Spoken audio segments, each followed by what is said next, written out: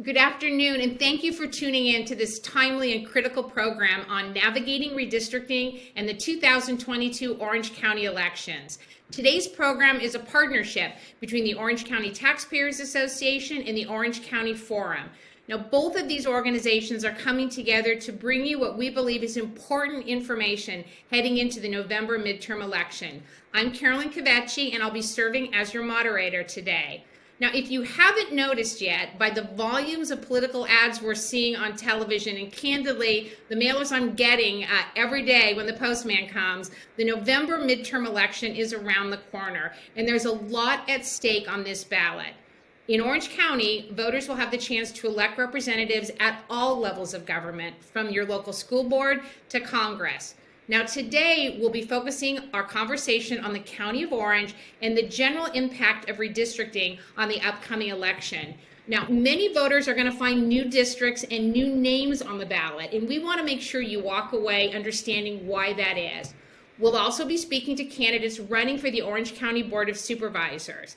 The Board of Supervisors is a 5-member government body that oversees the management of county government.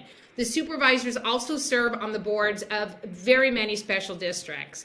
Now, redistricting significantly impacted the county's supervisorial districts, so we wanted to give the candidates running for these offices the opportunities to share their vision with you today. Now, all candidates on the November ballot running for the Orange County Board of Supervisors were invited to participate in today's program.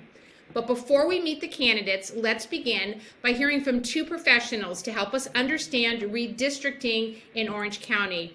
Here with us today are Linda Okutagawa, President and CEO of LEAP, Leadership Education of Asian Pacifics, and she had my dream job. She was a commissioner on the 2020 California Citizens Redistricting Commission.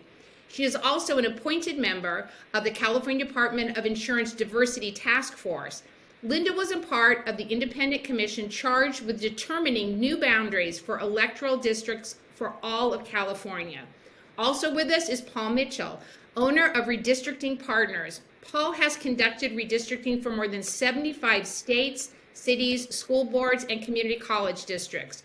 For over the past 10 years, he has also served as vice president of the Bipartisan Political Data, Inc., where he works with both political parties, campaigns, nonprofits, and universities with a specialty in polling and survey data. So welcome, Linda and Paul. Thank you much. Thank you both so much for being here today. And Linda, we're going to start with you. You were on the literal front lines of redistricting for the entire state of California. I know you could probably write a thesis in your sleep, but for our public who may not be familiar, can you explain exactly what redistricting is and what your role was on the California Citizens Redistricting Commission? Sure, and thanks so much, Carolyn. And I'll be honest, I'll start out by saying that when I first heard about redistricting and this opportunity, I think I knew like a very high level basic kind of understanding of it, but I have gotten, drinking from the fire hose, literally, an understanding of redistricting.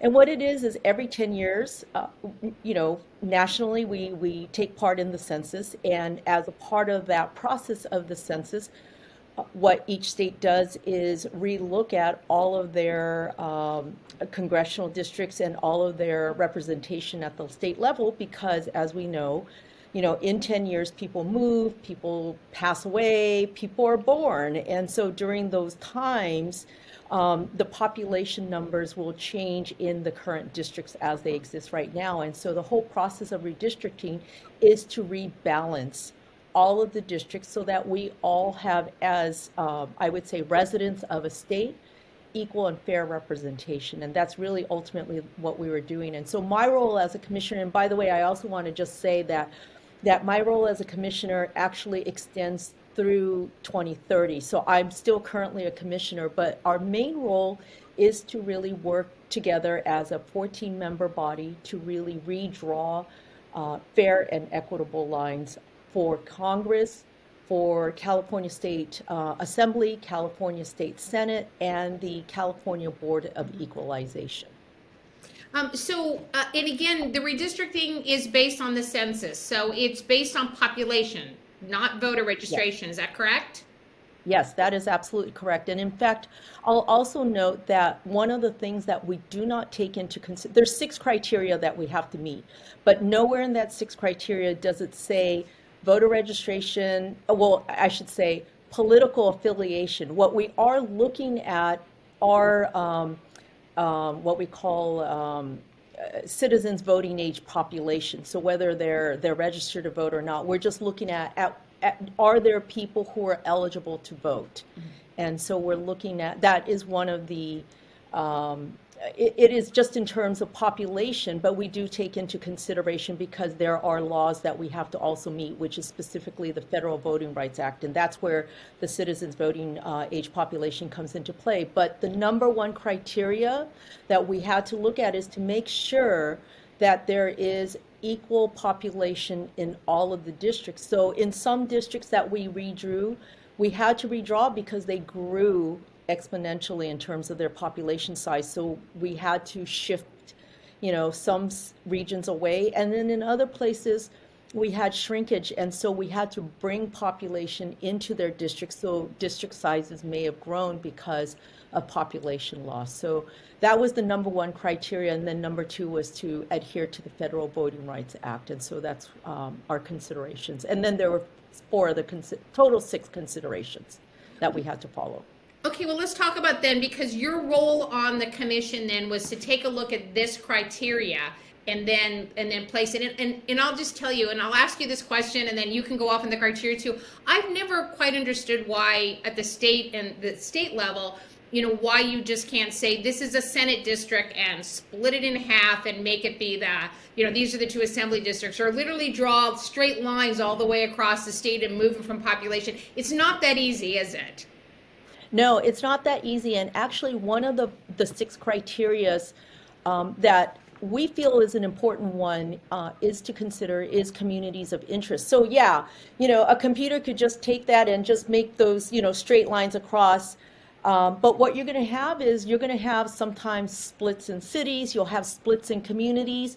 And part of representation means ensuring that communities get the representation that they need, and communities of interest. And we had 36,000 pieces of input from communities across California, residents across California saying, here's why my community needs to stay together in a single electoral district. Don't split us up, because they may have interests around farming, they may have interests around agriculture, they may have interests around water. In Orange County, where I live, one of the big criterias or inputs that we got was along the coast, there was concerns around sand erosion. Along other parts, there was concerns around making sure that homelessness and other issues were taken into account. Along the mountain areas, they wanted to make sure that they were in places where they shared some of the rural interests. And so we tried as best as we can to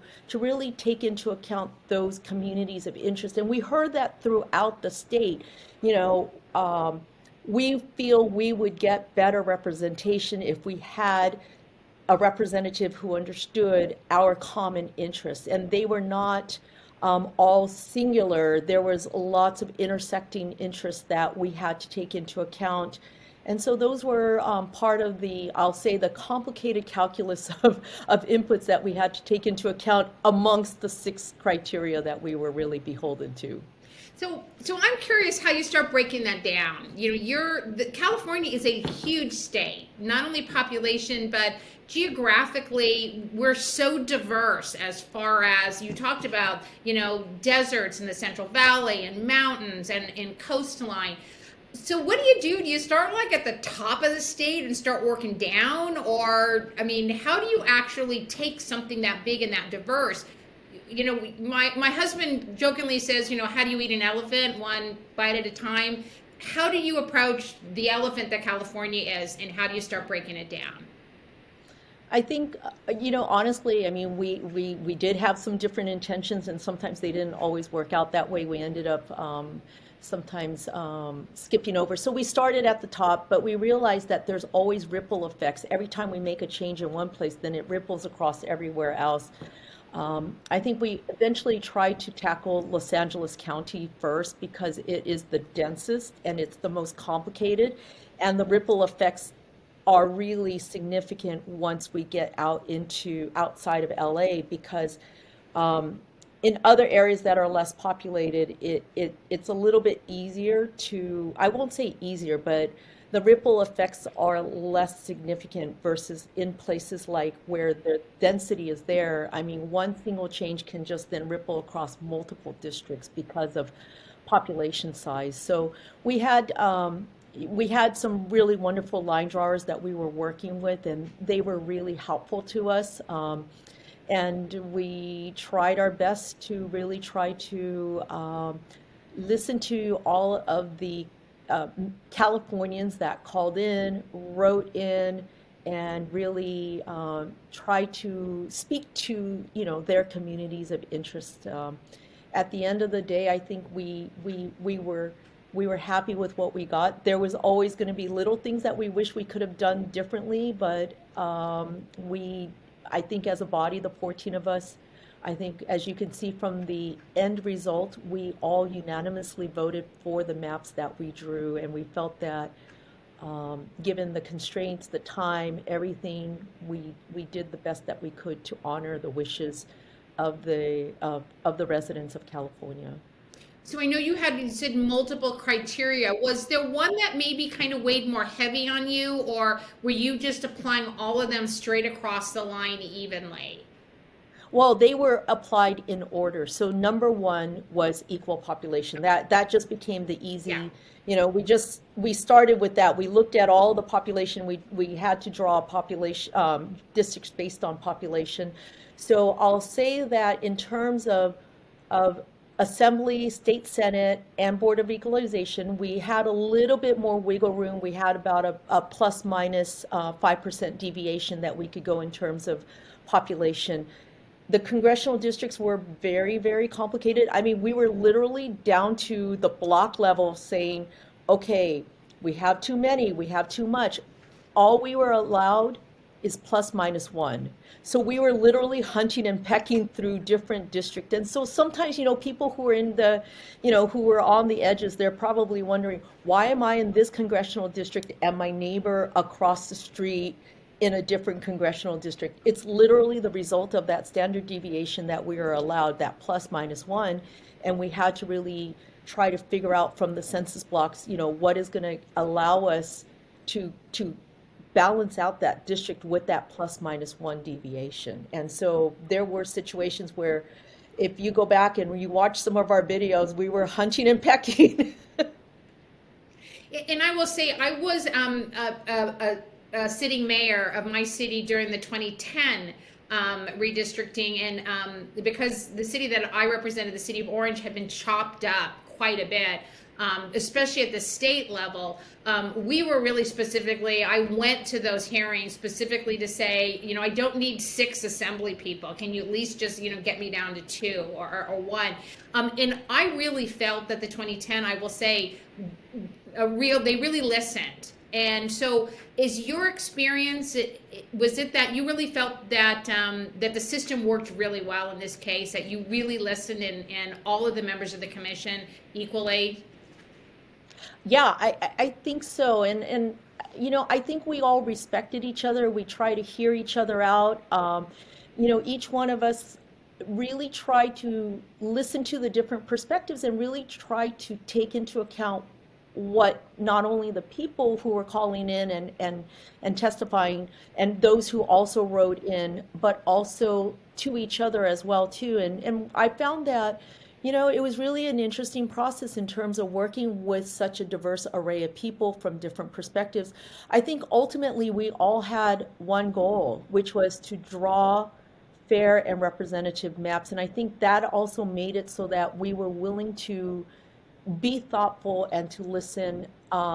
I hear what you're saying about splitting cities. We heard from a lot of different mayors and vice mayors and lots of people saying, don't split my city in half. I'll say that and also don't split the county in half. But, ultimately there were choices that we had to make and it was difficult. And we tried to minimize the splits as much as we could.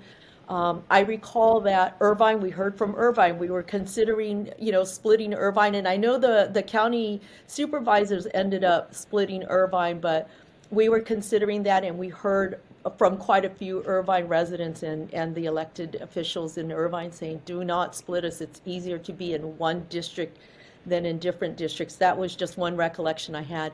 I also want to say that, so we have the 6 criteria. We did, when push came to shove, even though communities of interest were important, that was the number 4 criteria. The number 2 criteria after equal population is about making sure that we're meeting, or we're following the law in terms of meeting the Federal Voting Rights Act. So that was also a really important one. And so if it was a choice between ensuring that we met and we honored the Federal Voting Rights Act, because legally we had to, then versus breaking up a community of interest, we had to go with the number 2 criteria over the number 4 criteria. So those, and then number 3 was contiguity. Obviously, they all have to be contiguous, and so those were all the criteria. That was how we made our choices.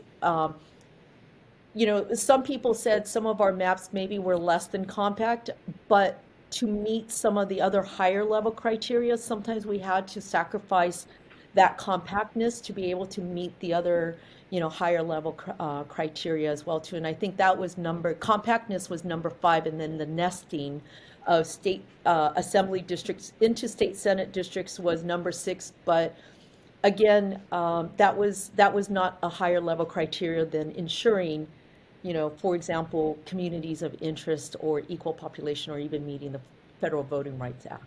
Well, thank you very much for your service. I know I have a new Congress person. The line moved from just a little bit over here to just a little bit over here. So I'm in that, and I think, Paul, you and I are going to talk about that next. I'm in that that huge center of Orange County that I think kind of moved a lot of the different maps around. There's this huge center of population, Santa Ana, Orange, Anaheim, Garden Grove, kind of in the middle. So Paul, you've done extensive redistricting work throughout the state, including cities here in Orange County. And I'd like to kind of talk about the impact of redistricting in Orange County, because candidly, what Linda did was sit on a commission that made the decisions, because at the state level, that's what we've come to. Not so in Orange County. Now we bring it back to the elected officials, and the people who are actually running for office are making the decisions. And so can you speak to the impact? What happened in Orange County with redistricting? Well, what Commissioner Kutagawa did with the state redistricting is some of the most important redistricting in the state and in the country, honestly. And it's a big lift, but you have to multiply that by all the different cities and counties and school boards and community college districts and water districts and the county office of education and all these different agencies that have to redistrict. And the state has pushed cities and counties in particular to follow more of a model like what the state commission has when Commissioner Kutagawa talks about the criteria that they had to follow. It's actually ranked criteria, placing some criteria as being more important than others. And it doesn't mention anything about protecting incumbents. It disallows drawing districts for political outcomes for political parties. And it's intended to try to make a redistricting that is, through a transparent process, very forward-facing to the public, gets public input, and that's what drives the redistricting. What drove the redistricting 10 years ago, 20 years ago, 30 years ago?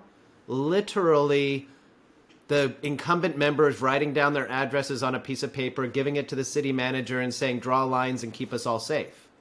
Like, literally redistricting plans for counties. I know of one that was drawn on a napkin at a bar by a political consultant, and that became the county's lines for the next 10 years with zero public input in the old rules.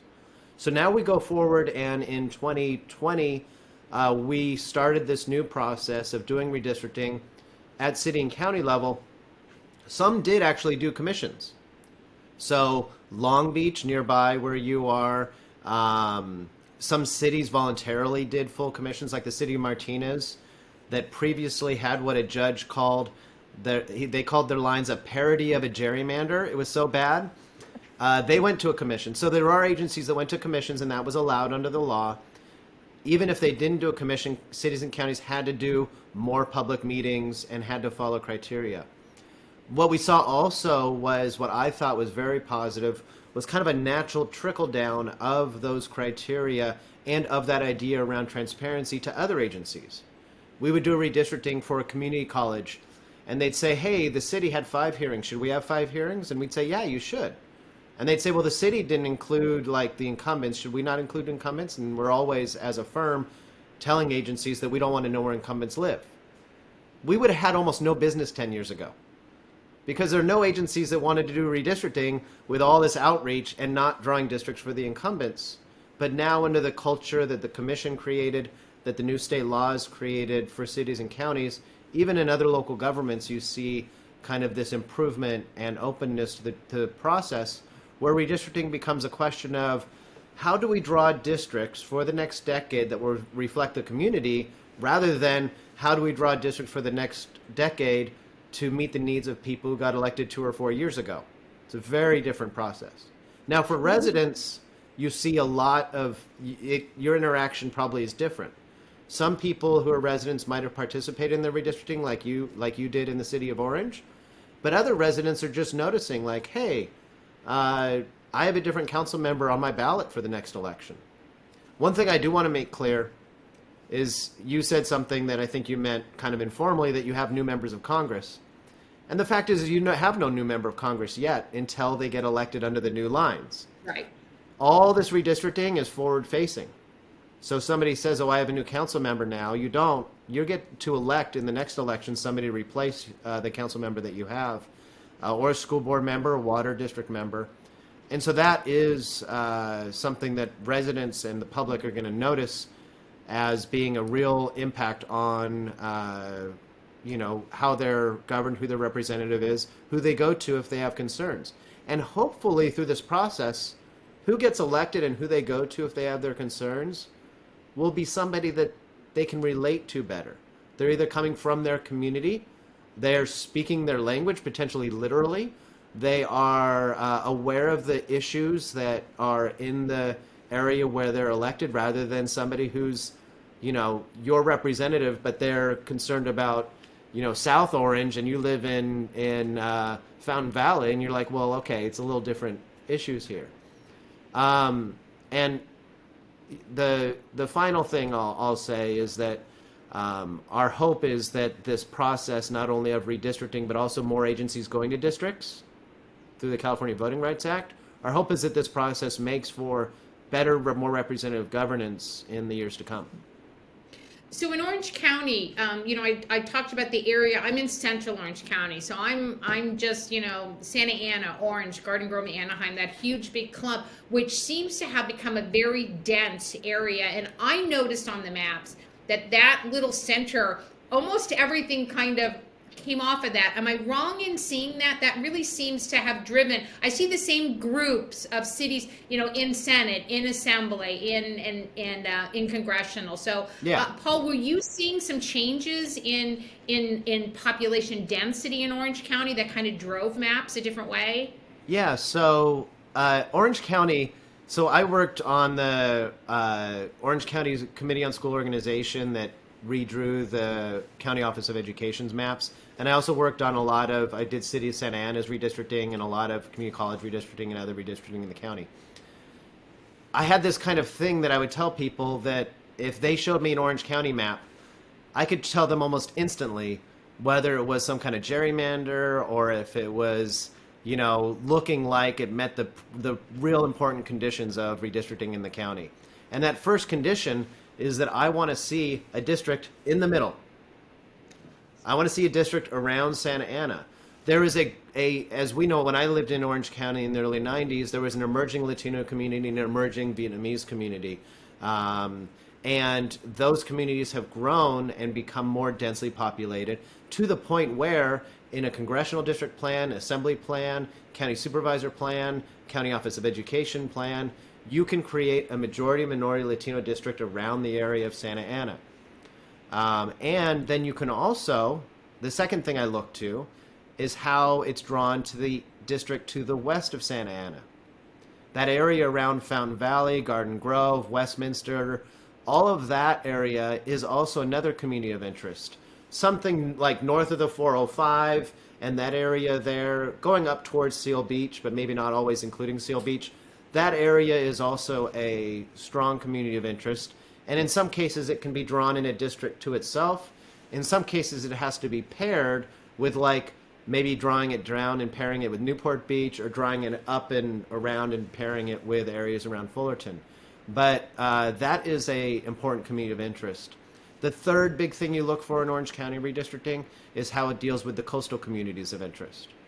As we know, there are like decades, 100-year-old community of interest issues around that. Like if anybody's read the book Oil, there was a book about people coming in, prospectors coming in and building those oil rigs that you sometimes see in neighborhoods from Long Beach down through Orange County. That was an environmental concern that connected a lot of those communities. You also have the interaction with the shoreline and those environmental issues. And so you look at, in redistricting, how it deals with that coastline.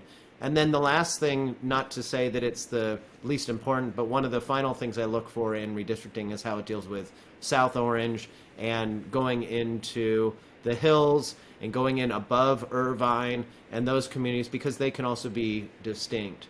And redistricting is a little bit counterintuitive to kind of the American ideal that let's just have everything be kind of a broad spectrum of all the different communities. That's a melting pot idea, which is great for how we live 99% of our lives. But when it comes to redistricting, we have to step back and be cognizant of the fact that that kind of, you know, everything's going to be mixed together philosophy can have permanent impairment of voting rights for groups that are underrepresented in our political system because there's racially polarized voting or people are voting against those communities.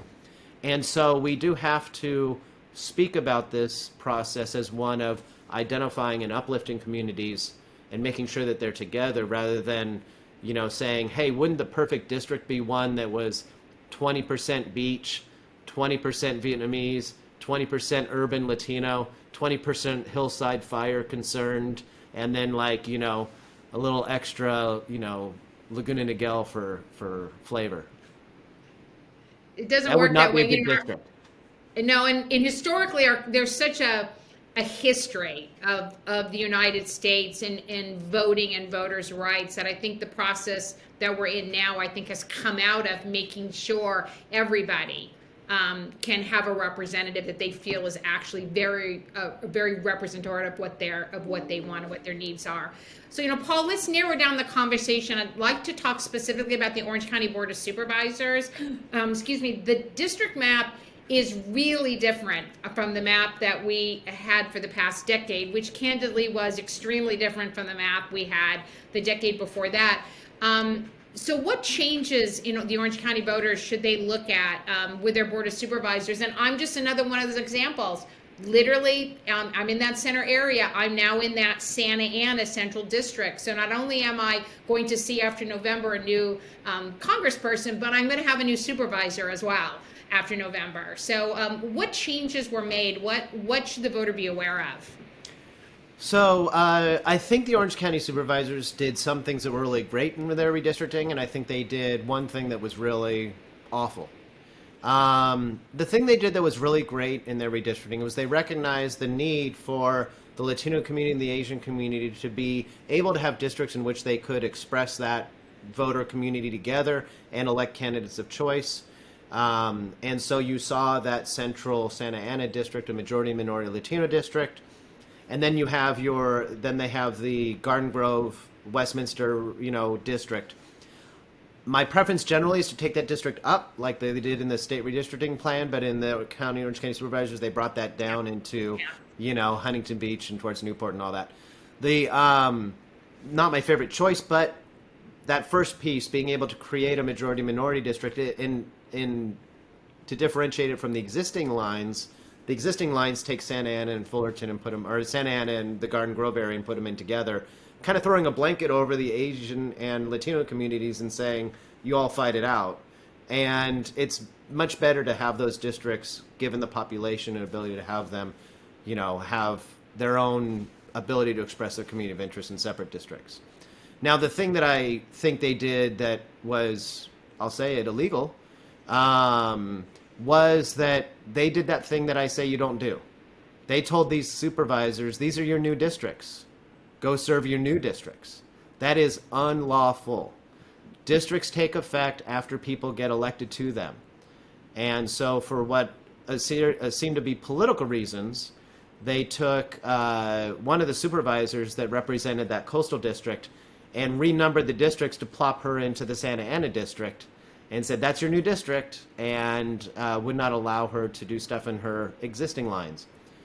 That misuse of the redistricting process, that kind of gross politicization of the redistricting process, really served to undercut the really good work they did in drawing the lines. So I think that the line draw in this cycle was a lot better than 10 years ago. I hope that in 10 years, they will move towards a full commission process. The governor just signed a bill to require 3 more counties, in addition to LA County, to do the redistricting through a public commission where the county supervisors have 0 say in the redistricting process. And I hope that Orange County will either voluntarily or through a state law shift to that process to create one where we can have the pairing of, a good process, community engagement, and then an implementation of the redistricting that is done in a lawful manner. Well, the one problem specifically, it was Supervisor Foley's district, and not only was she told, "Oh, here's your new district, represent that," but it wasn't even part of her old district. But candidly, it wasn't even the district she's running for now. So I mean, it was kind of like a 3-way problem for her. So, then how does that work, let's say, for Supervisor Foley? Because she is representing a district until November or December when the swearing in happens, but she's actually running for another number district as well, too. So legally, what is she supposed to be doing right now? What is the district supposed to be doing with those, as you said? Think about this. Whether we're talking about ballot design or where precincts go or who gets to run for office or and no matter what we're talking about in elections law, the banner under the Secretary of State's office headquarters and the banner under every county registrar's business card should say, what is the voter intent? The voter intent when they elected Katrina Foley and all the supervisors in either 2020 or 2018 was to elect them for 4-year terms. They are their county supervisor for 4 years. There's not one thing short of a recall that the county supervisors can do, no administrative process, no ordinance they can pass, that takes away that voter intent and robs that voter of their expression of who they want to have hold their office. And so what should happen is that the Attorney General has actually given an opinion to the county supervisors to tell them that this is the law and that's how they should be doing it. And they should do it like every other city and county and like the state does. When the state redrew the congressional districts, they didn't tell the congressional member from the 53rd district to go fly to Texas because there's no 53rd congressional district anymore because we now have 52 districts. They let the congressional member carry out their term and the new districts take effect in after the 2022 elections. What they should be doing is telling Katrina Foley to represent the district and the voters that elected her and kind of park this kind of political gamesmanship of like not allowing her to represent her voters because honestly, because they were afraid that she would be able to, because she was running for that district, she would have the benefit of incumbency. And so it was a political game that's very shameful that the county supervisors should never have taken part in.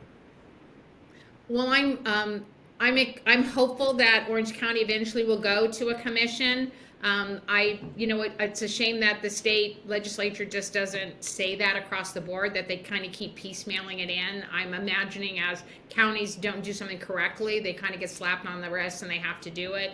It would be nice to just be able to have a citizens commission across the board. I was one of those naysayers in the beginning who thought that commission is just going to it isn't going to do a decent job. It's going to get stacked with political people anyway. And Linda, I've just been really pleased over the last couple of redistrictings to actually see that people have really kind of rolled up their sleeves and have really wanted to do what's best for the voters and for the taxpayers of our state, which is really ultimately what we want in a system that we have here. So thank you so much for this great discussion, for your leadership and insight on this. I think we're giving some of our viewers some really important information. So join us after the break. We're going to be meeting with candidates looking to serve actually in these newly redistricted offices, especially some of the supervisorial offices that we've been looking for. And we'll see you after our break. At UCI, we believe in the infinitely curious. We believe in the courageous of thought, the ones willing to fail again and again until one day they don't. When you have the courage to see things differently, to see opportunity where others see impossibility, amazing things will happen. At UCI, we stop at nothing to change the world, to save lives and deliver the extraordinary.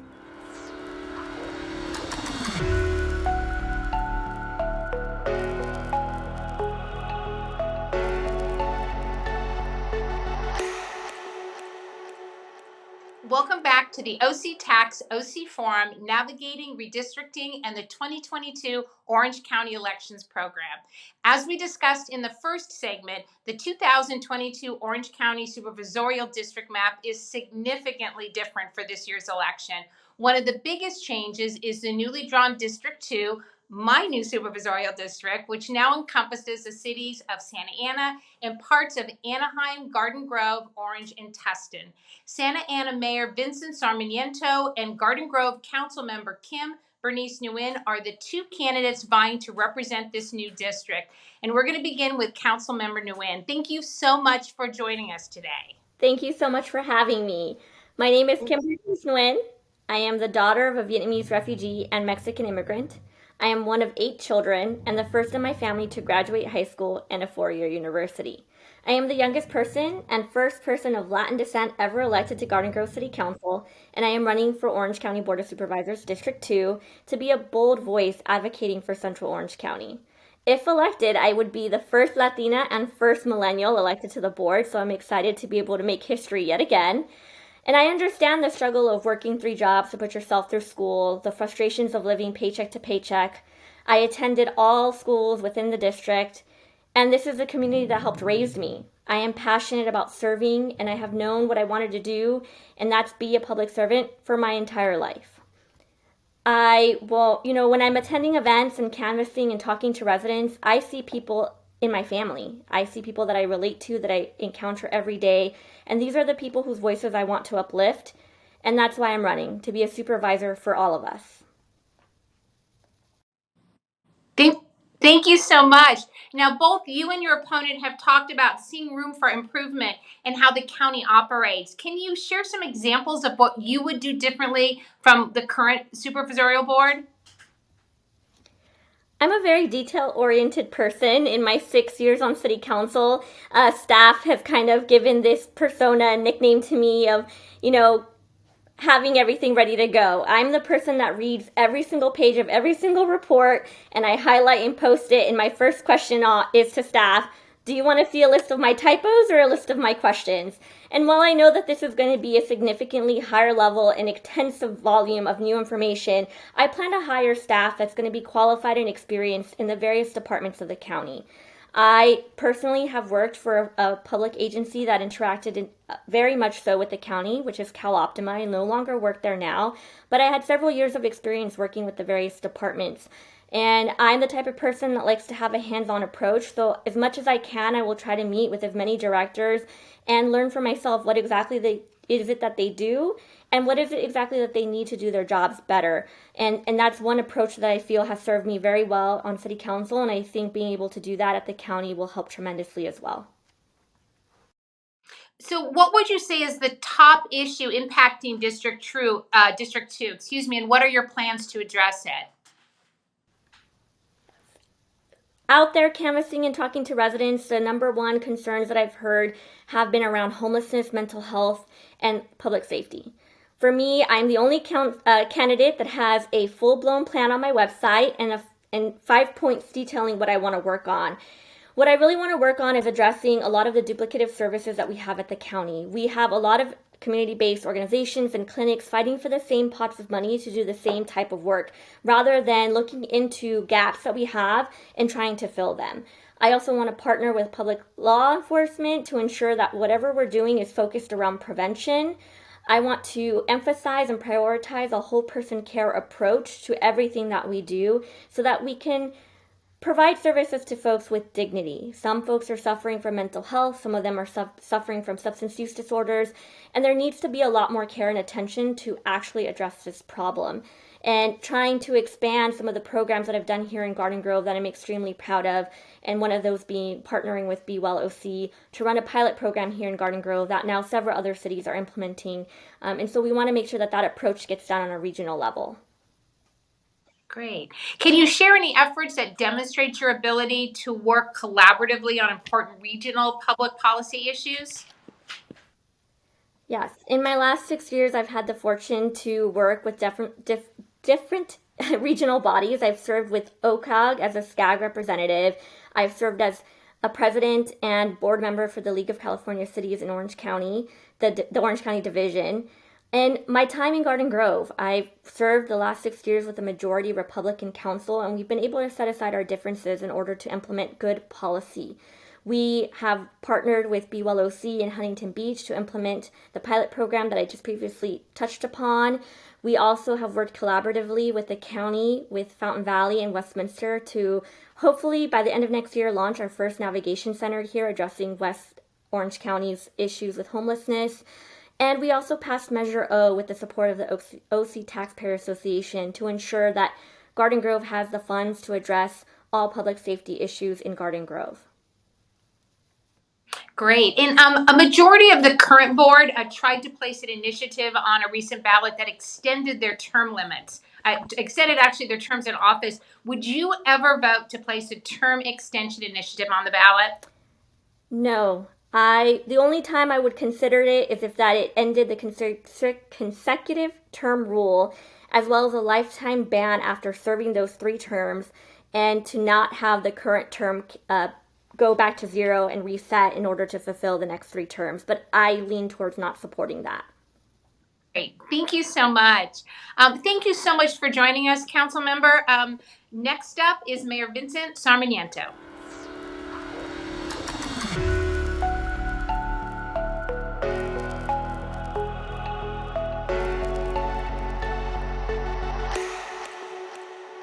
Welcome, Mayor Sarmiento. Thank you so much for being here today. Now, we just spoke with your District 2 opponent, Councilmember Kim Bernice Nguyen, about her vision for District 2. Now, I'm going to ask you the same questions I asked her so that our viewers can walk away with a good understanding of your vision for this newly created district. Again, Mayor, thank you so much for being here.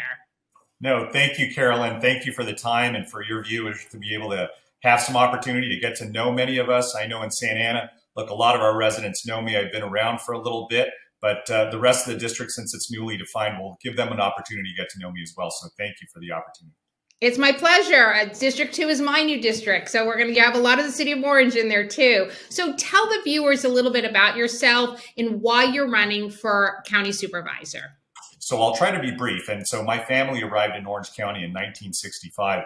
And our port of entry was Santa Ana. So Santa Ana has been our hometown ever since, but my footprint's kind of been throughout the county. I went to Columbus Tustin for a year and then graduated from Foothill High School. So I'm a Foothill Knight from Tustin as well. But I've got a lot of family, in the city of Anaheim. I learned to swim at the swimming pool at Hart Park. So, so there's some Orange County, history and touches all throughout my life. But I've been on the city council here in Santa Ana since 2007 when I came back from college and law school. So I went to college at Berkeley and received my law degree from UCLA. And my wife and I both are attorneys, moved back to my hometown, and we're raising our 3 kids. But since then, I've been on the council since 2007, became mayor in 2020. So I know it's been a really short time that I've been mayor here. But look, I've been having to govern during a pandemic, which is really exhausting. So what I saw are some opportunities to improve delivery of service from the county, because I know we were pretty hard hit by the pandemic here in Santa Ana. So that's really what motivated me to run. And it's not that I don't like being mayor, even though it's been kind of exhausting. And you know the drill, Carolyn. But I do think that this newly created Supervisorial District creates an opportunity for those of us in Central County to address some concerns that are unique to us and unique to this region. So I am looking forward to bringing my experience and my background, both as a policymaker, but also as a lawyer and somebody who, more importantly, is a parent and a neighbor to many folks that have grown up here and want to stay in Orange County. So that's been really my motive, to address some of the issues that I see that are outstanding that we need to have addressed. Okay. Well, both you and your opponent have talked about seeing room for improvement in how the county actually operates. So could you share some examples of how you would do things differently from what the county's doing now? Yeah, there's some things that I would like to address, like again, the reason why I'm running, delivery of public health care. So we know that there are a lot of needs that are diverse here in our county. We have a very diverse, changing, evolving county. So we saw that the delivery of care could be done more effectively and more efficiently. And I know that, my goal is to hopefully make sure everybody who needs care in the county will receive it equally. So that to me is going to be a primary goal, to make sure Central County, including all 5 cities that I'll be representing, Santa Ana, West Anaheim, West Orange, West Tustin, and part of Garden Grove. So that'll be one goal that I'm hoping to work with the hospitals. I've already met with the Association of Hospitals, and we deliver care a little differently in Orange County. We don't have a central hospital. We do it through a, sort of a network of clinics. So that makes it challenging, but nonetheless, I think that, again, we've dealt with networks here in the city on other levels. The other issue is, just people who are experiencing homelessness. I know that for Santa Ana, being the county seat, we have sort of a disproportionate impact because a lot of the services and providers are here in our city. And we know that, those sometimes are magnets for populations that we have to manage and provide services for. So to increase beds and placements and resources for folks in a continuum of housing is really important, but to make sure that that is delivered well. And so I'm optimistic, because I know Care Courts was just signed into law by the governor, and that's going to hopefully allow for those that are hard to place to be able to find some placements. We realize that the impact of people, who are experiencing homelessness isn't just the individual, but it's also the neighborhoods that they're in. And so we want to make sure that there's a balance and those interests are cared for. The final thing is, and that has to do with public safety, and that's something that, I want to make sure that we address as well.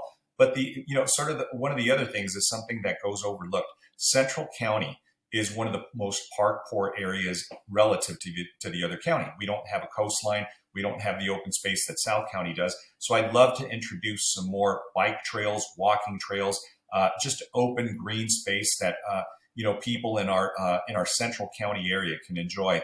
And I know we're working on some things in Santa Ana. We have a golf course that probably will go offline. It's about 50 acres. We're hoping how we can work with our conservancy efforts and create some open space for people just to have some passive park space in their neighborhood. Well, what would you say is the top issue impacting District 2, and how would you address that? Yeah, I think what always comes to mind is people who are unhoused, right? Those who are experiencing homelessness. And I do think that, when you look at all the indicia of evidence and people who, I talk to on a daily basis, that really is a very complicated, difficult problem for us to resolve. And it's been that way. And I know the city of Santa Ana, we pay about $25 million towards that effort, right? We just stood up our newly opened navigation center called the Carnegie. It's about 300 beds. Once it's built out, we've got about 200 beds that are available now. But there has got to be a way that all of us in this, very, very beautiful county, 34 cities, to all of us work together on a shared responsibility for making sure that we can address this. And it's not an easy problem. There is no magic wand. There is no silver bullet. But I do think that if we can approach this in a way that, it's not for lack of funding or resources, because I do believe the county has resources available. I think it's really the manner in which we address this. So for me, it really is having people who are professionals, civilian professionals that can deal with these complicated problems where, people who are out on the street are dealing with crisis and trauma, substance abuse, mental illness. So all those, that palette or that, a list of issues is just so complicated that we can't send officers who aren't trained to handle those. That's just not fair to them. And it also, prevents them from having to deal with core police functions, whether they're, municipal police or the sheriffs. So I do think that if we can, find a way that we have partners that are in the, that are trained professionals that can help us work together with them, I think that to me will be something that it won't take increasing taxes. It won't take, additional monies, because I do think they're monies at the county. We just need to spend them wisely. We need to invest them wisely, and be able to provide more places like Be Well OC, the Yale, shelter, but do them throughout the county where there's, areas in the 3 different spas that there are. And, we've worked with Judge Carter from the very beginning, and, he's been pretty rigid with us, but we know that it's a tough nut to crack. But I think amongst all of us, Carolyn, because, there's so much brain trust here, funding, we're blessed by being a very, affluent county. I think that if we spend it well, I think we can address this together. Thank you. Can you share any efforts that demonstrate your ability to work collaboratively on important regional public policy issues? Yeah, so in my time on the council, I've been blessed to be able to be on regional boards and commissions. And I served as president of the Orange County Water District for a couple of years. And we were faced with a real tricky problem that still exists. It's called PFAS. It's a, what's called a forever compound that was found in our groundwater. And many people don't realize that we, at least most of the county, 3/4 of the county is, sits on a groundwater basin. So we don't have to import 100% of our water like, many of our sister cities in South County do. We only have to import 25% because we draw from the groundwater 3/4 of our need. Unfortunately, this compound, which is, things we find in our clothing, things we find on the carpet, it was something that is a compound date that doesn't break down. So they found it coming down from the upper watershed and found in our groundwater. Took many of our wells offline.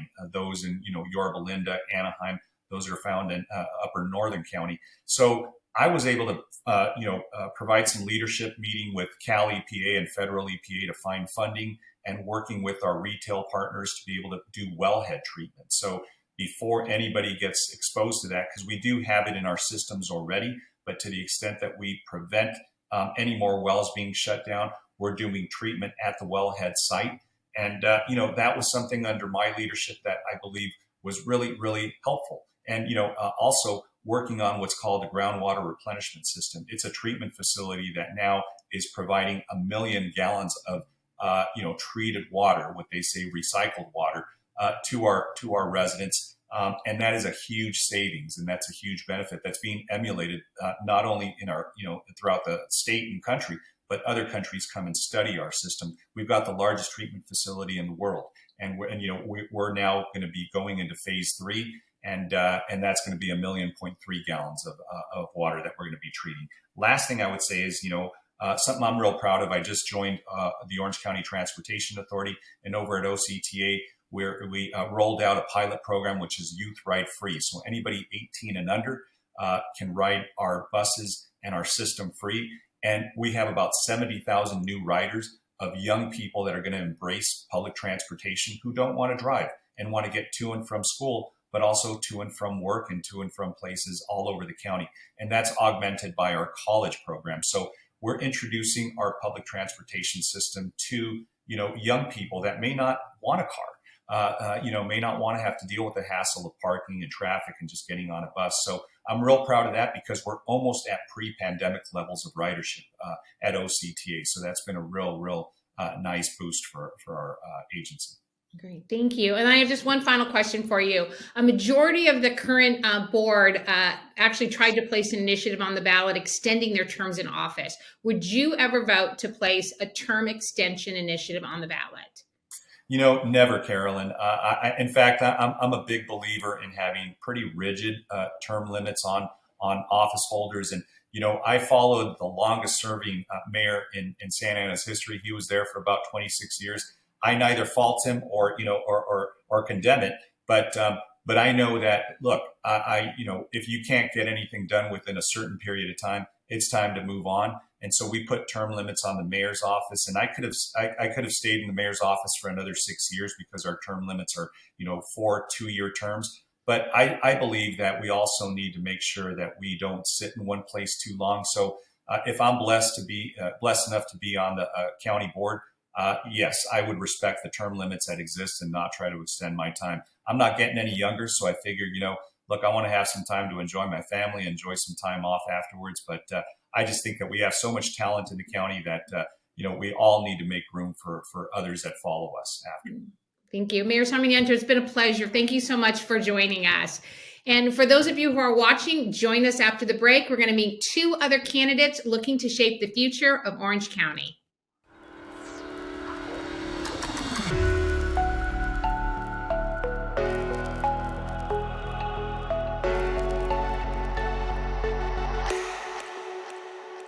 Welcome back to the OCTax OC Forum, Navigating Redistricting and the 2022 Orange County Elections Program. Now, not all districts changed dramatically following the redistrict process. District 4, which encompasses the cities of Anaheim, Buena Park, Brea, Fullerton, La Habra, Placentia, and Stanton, generally represent the same communities. Now, there are 2 candidates vying for this seat, Orange County Supervisor Doug Chafee and Buena Park Mayor Sonny Park. Both candidates were invited to participate in today's program, and accepting was Mayor Sonny Park. Mayor, thank you so much for being here today. Yeah, thank you so much. It's an honor to be with you guys. I love Orange County Taxpayers Association. You guys invited me and the city to 2021 Roses and Radishes Award when we got awarded with Roses Award. I remember that. So we're going to start off right away with our first question, and just share a little bit about yourself and why you're challenging the incumbent in District 4. Yes, I am Sonny Park, Mayor of Buena Park, running for Orange County Supervisor District 4. I'm a mother. My daughter goes to Sunny Hills, and my husband is an employee of the county. I'm a community leader who's deeply rooted in my community. As a professional, I have been an estate planning attorney for 20 years, having a tax law degree from NYU.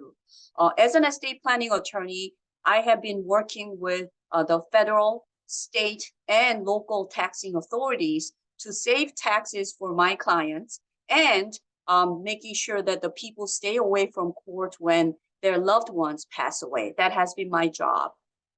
And why I'm running for Orange County Supervisor against an incumbent county chair, very strong title.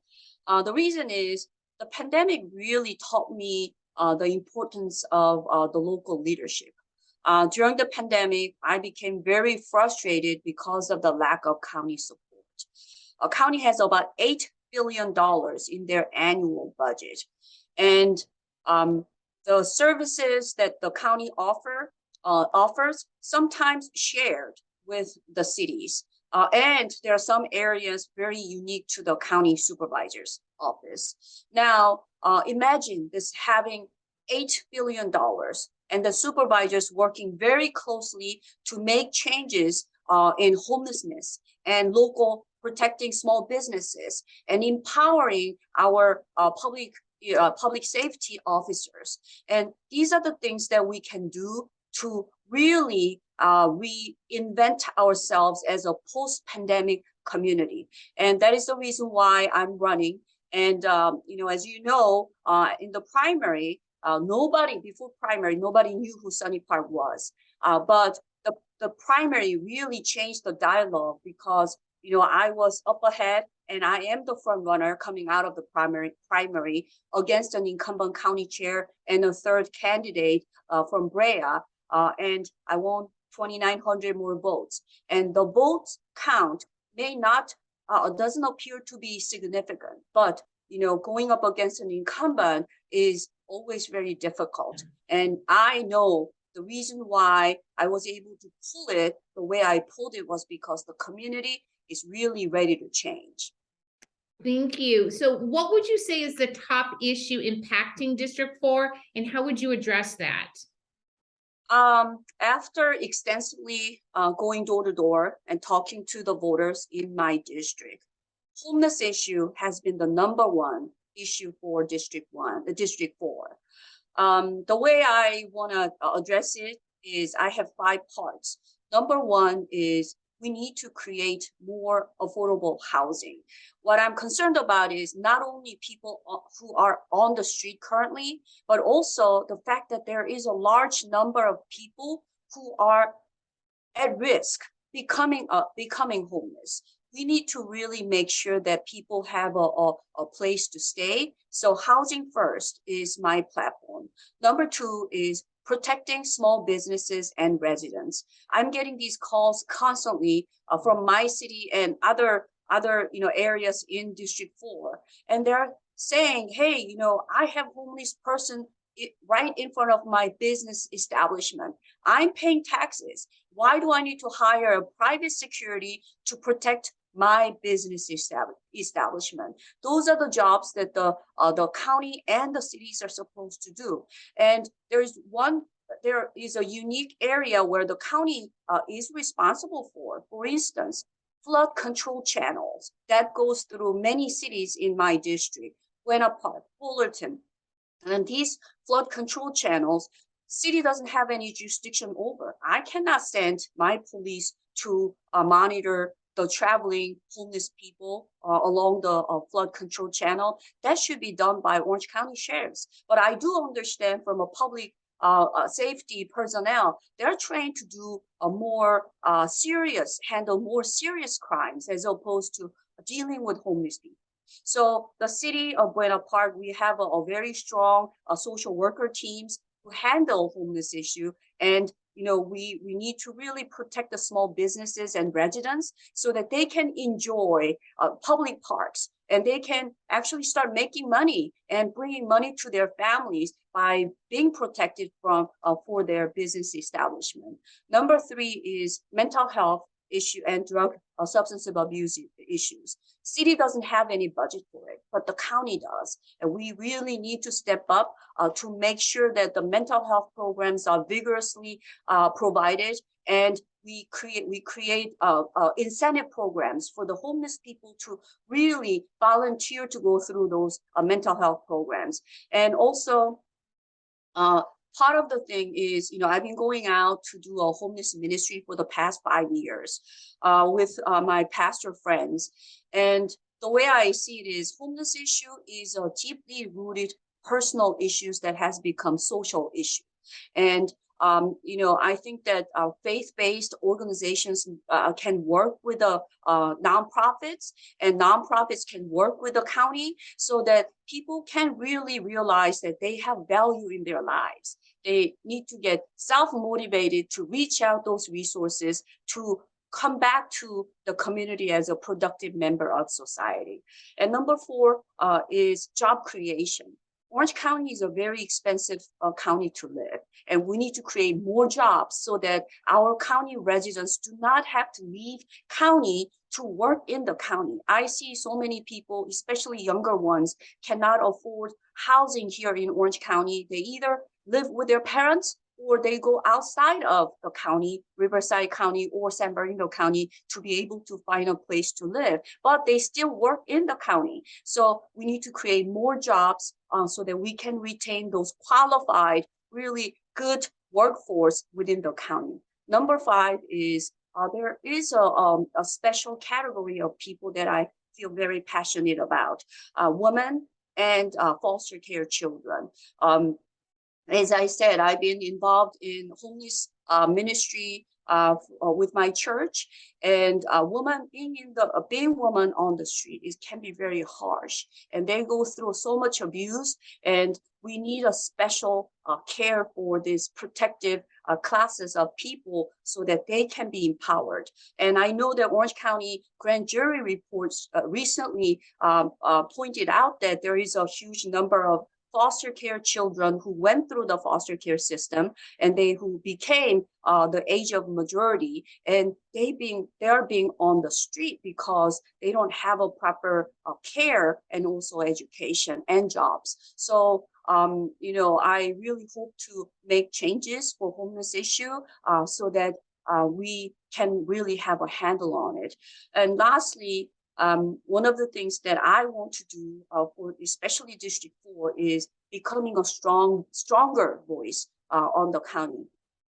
District 4, as you stated, we have Buena Park, Fullerton, Anaheim, Stanton, and La Habra, Brea, and Placencia. When I compare North Orange County area versus South Orange County or the rest of the county, we have a huge disparity between people with resources and without. And how do we make sure that we bring equity in terms of allocating these funds? And a lot of cities in District 4 are really older cities with really old infrastructure. We need to make sure that we can upgrade this fundamental public services for the community. Great, thank you so much. Now, well, one of your priorities is holding county government accountable for increasing transparency, candidly an issue that's near and dear to our heart at OCTax as well. So what ideas do you have for achieving that goal? Yeah, I think that the lack of transparency by the county supervisor is not news to anybody. They've been criticized over and over, starting with the COVID number at the beginning of the pandemic, and also redistricting, and a recent article by Orange County Registrar about that nearly $10 million of kind of discretionary funding, not without naming of beneficiaries. These are really problematic to all of us. I think that we need to make it easier for residents and the county stakeholders to participate in the decision-making process. I think that's where we need to start. In terms of, I know a lot of community organizations went to Orange County Supervisor to bring their voice about redistricting process. They weren't actually allowed to go into the chamber. They had to wait one by one, just going to that chamber to appear before the county supervisor.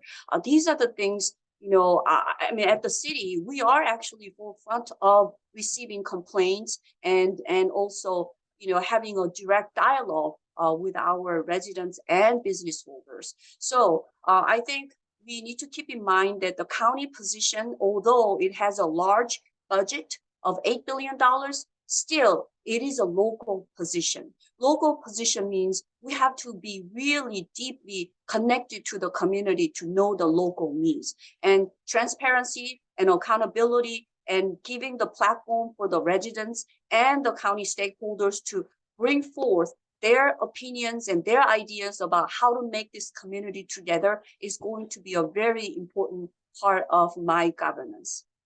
Thank you. Now, this is a question we're asking all candidates with local experience. Can you share any efforts that demonstrate your ability to work collaboratively on important regional public policy issues? Okay.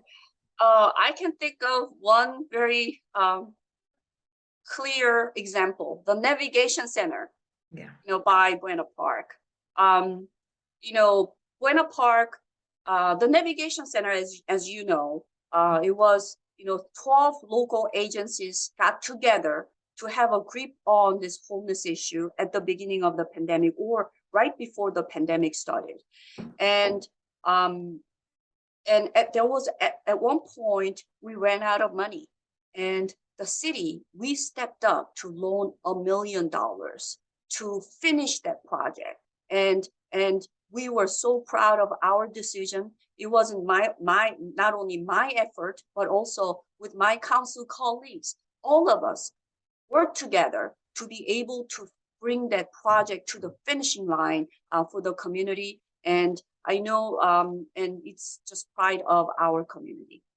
Thank you. All right, a majority of the current board, including your opponent, voted to place an initiative on the ballot extending their terms in office. This is a very important issue to OCTax. Would you ever vote to place a term extension initiative on the ballot? My answer is no. And that's the reason why I stepped up against an incumbent county chair. I get a lot of questions. Why couldn't you wait another 4 years? Going up against an incumbent again is a very difficult job. But then I was reading the article about what they try to do on the county level, and the fact that the state regulator had to step in to stop them from actually moving forward with their vote to extend the term. I know one of the legal experts in this area told me that what they tried to do in its essence was extending their term to 5 terms of 4 years when you're actually switching over the term during your incumbency. So during your term. So, I was thinking, oh, I just cannot wait another 4 years of inaction by the county supervisor, chair.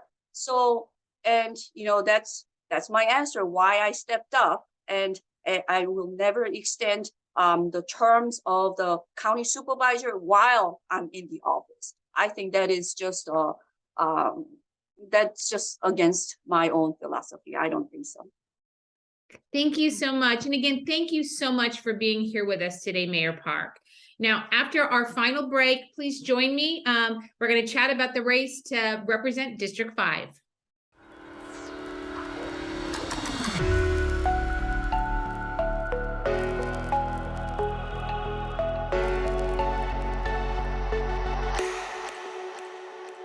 Welcome back to the OCTax OC Forum Navigating Redistricting and the 2022 Orange County Elections Program. Now, we couldn't have this program without discussing District 5.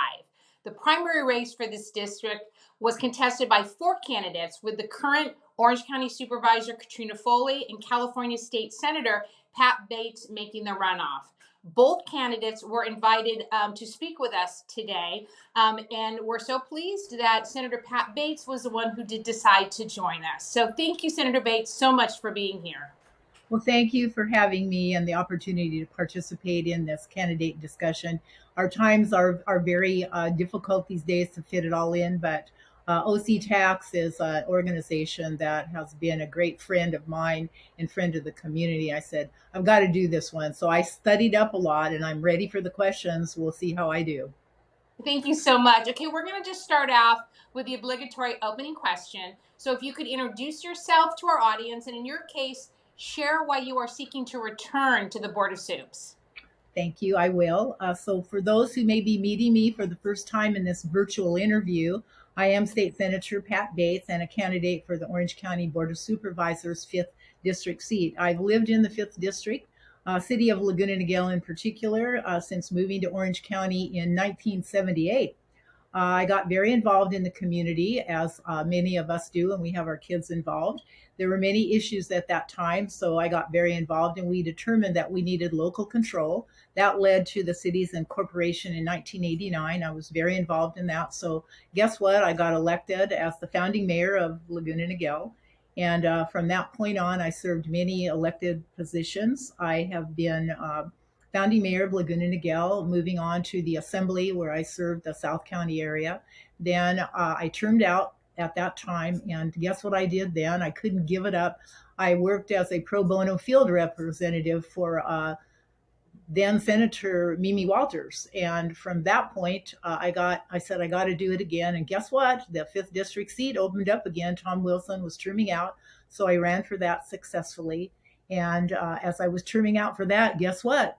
The Senate seat open seat. I said, okay, I can try for that. And I was successful. And I'm serving my last term in the state Senate. I term out in November. So as I was contemplating, what am I going to do next? Well, guess what? The 5th District seat is open. Lisa Bartlett is terming out. And I said, I began my career here in local government I'd like to see my path be, maybe it's my last venture as an elected official. It ends with community service, whereas the 5th district. So that was the great motivator for me putting my name back in the hopper and getting back in the arena. So that's what I'm looking forward to. And certainly that was the strong motivator. Good for you. Well, District 5, we both know it's not the same district that you represented before. So what are the challenges of this new district and how would you address them?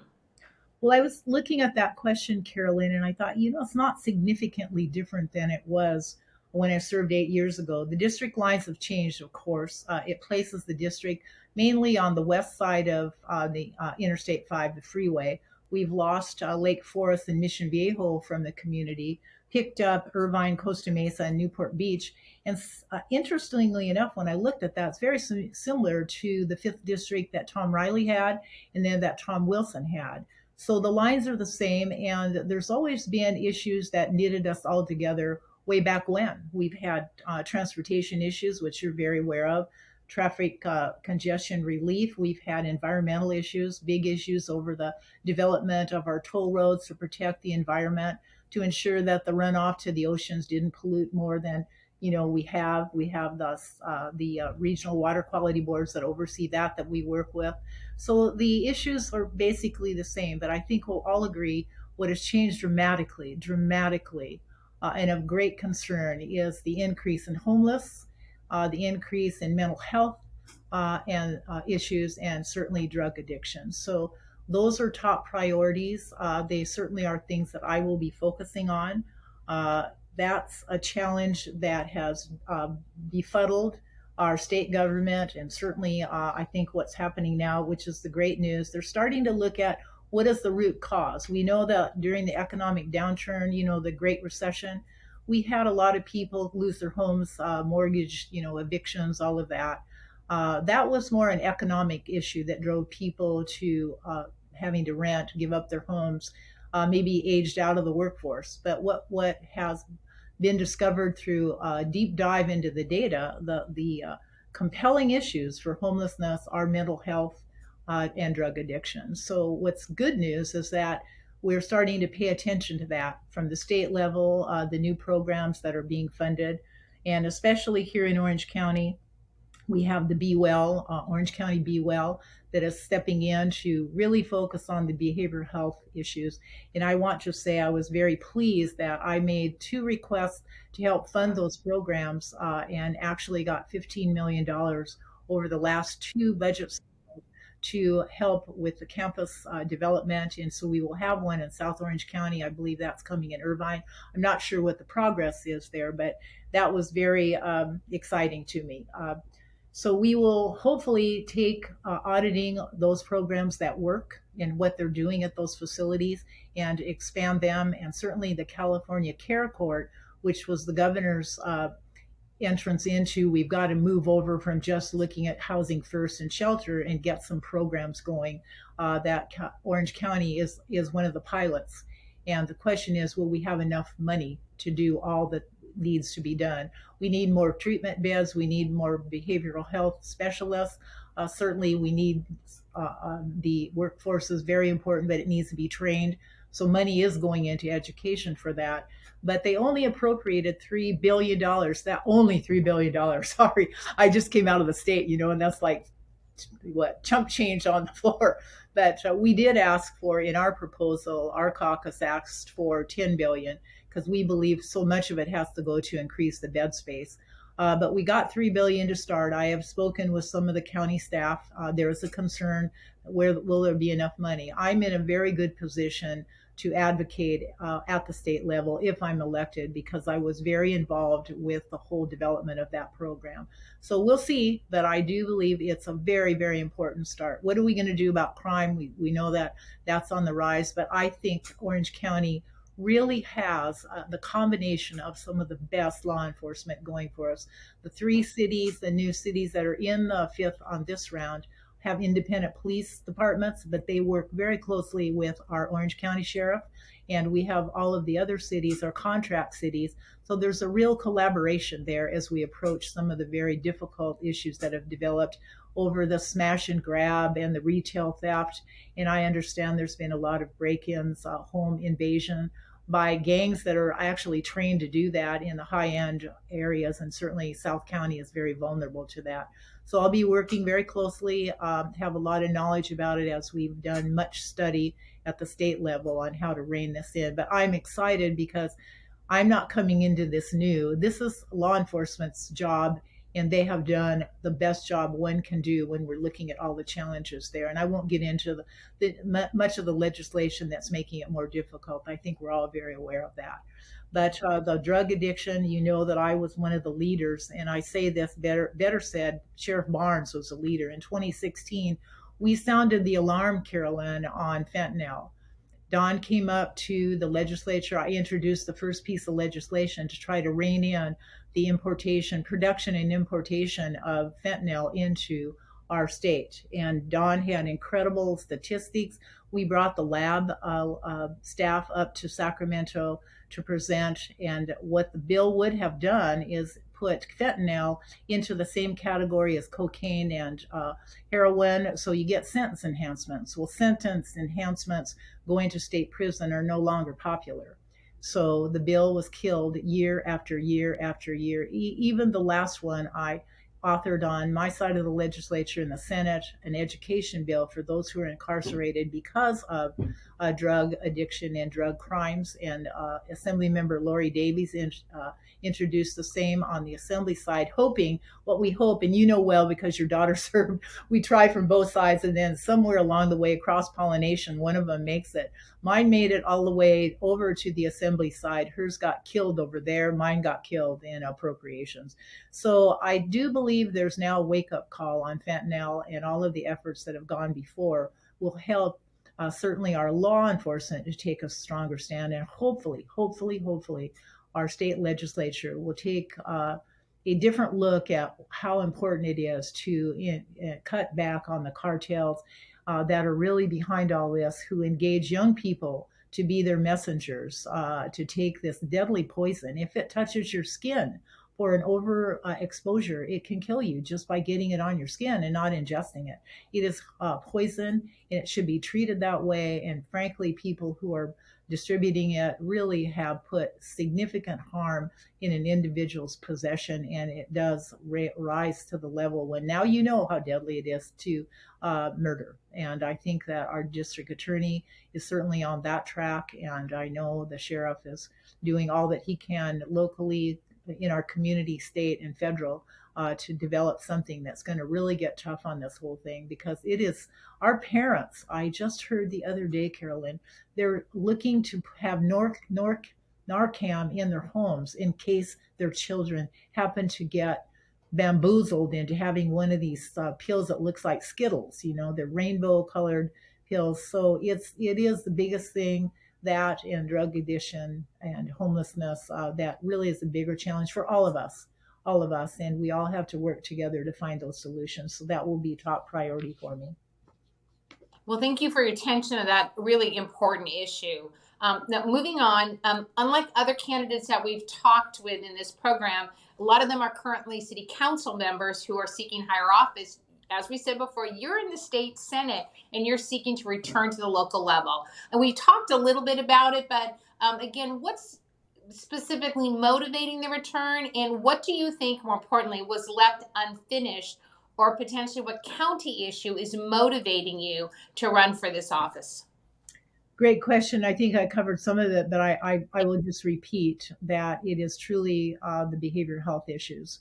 Those are significant because they're the underpinning of all the other things that are truly challenging at this time. But another one is certainly housing.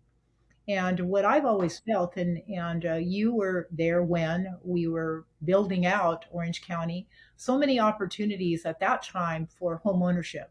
And now we have the state bringing its heavy hand into land use planning and really diminishing local control, all because they have created what I consider to be a very toxic label of, hostile NIMBYism. and not understanding that a cost of development that our cities are up against because of a lot of regulations that come out of Sacramento, those fees that they put on the development of housing are very expensive. I think I heard a number about $85,000. This was what, 4 years ago, that the BIA was telling us just to start $85,000, not even the lot cost. You're talking about fees. So we need to take a closer look at what can be done at the local level on that. And the state should be incentivizing that rather than punishing local governments financially, and also with this denigration of the role that they play in building safe and what I consider to be very workable communities. Remember the planned community plan? That was the 1980s, and Orange County was lauded by our Congress for coming up with a very unique concept in land use planning. It was called the Planned Community Plan.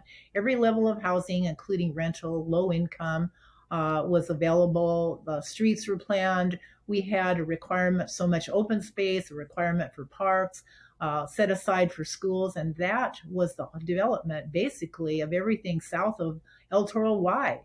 These planned community plans. Well, that's been thrown out. Now it's just you got to build more, and no parking, and that is very troubling to me, because I think, having been at local government many years, you bring our people together. We are the local government folks are on the line. They know what's going on in their communities, and they also know how to address it and educate their community members on how we can build something that's an enhancement to our community, provides the opportunity for your children to live here closer to you rather than moving to Nebraska or Arizona.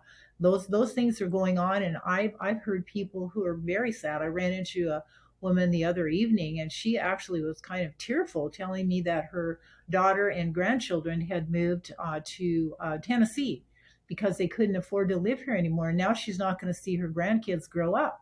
And those are stories that we didn't deal with, 20 years ago. So there are opportunities to incentivize local government. That should come from the state, not punishment. And I want to work very, very closely with our local governments to see what we might do to create some sort of a forum, if that need be, a roundtable discussion. And we come forward with ideas that allow us to continue to be some oversight in good planning, and at the same time, create more housing in the proper areas. What's always the problem, Carolyn, when you have a development? People are not talking about how it's painted, whether trees are there or not. It's about traffic. It's always come down to traffic congestion. And there's so many ways that you can address that. Give me a good engineer and they can figure it out. So that's really one of the other motivating things, because I think this RENA thing that's been just dumped on local government, these numbers that come out of I'm not sure where, are really the wrong approach to ensure and incentivize local governments who have the will and what am I trying to say? They have the will, certainly, and the wherewithal to actually address and solve that problem. They did it in the past with developers, and they can do it again, but give them an opportunity. Yeah. Now, we're asking this question to all of our candidates. Excuse me, a majority of the current board tried to place an initiative on the ballot extending their terms in office. Would you ever vote to place a term extension initiative on the ballot? No. Can I just give a simple no? I think perfect answer. I think 8 years is great. You have to keep showing those who got behind you, promises made, promises kept. I love that slogan that Will Kempton gave us all. And you can do that. What I am not supportive of, which I believe was part of one of the ideas that we have at the state, that it's in perpetuity, term limits, and you can never serve again. And I think when you think about young people getting excited and wanting to serve, and they get into the game, let's say the arena, in their younger years, say in their early 30s. So they have 12 years at a state legislature, and that's it. And those are some of the very important years of when they're building a career. And I think there should be an opportunity to return. Maybe you have to sit out, 4 years, 3 cycles, whatever. But the ability to return to be an elected official in a what I consider to be a very noble profession, Carolyn, is policymaker.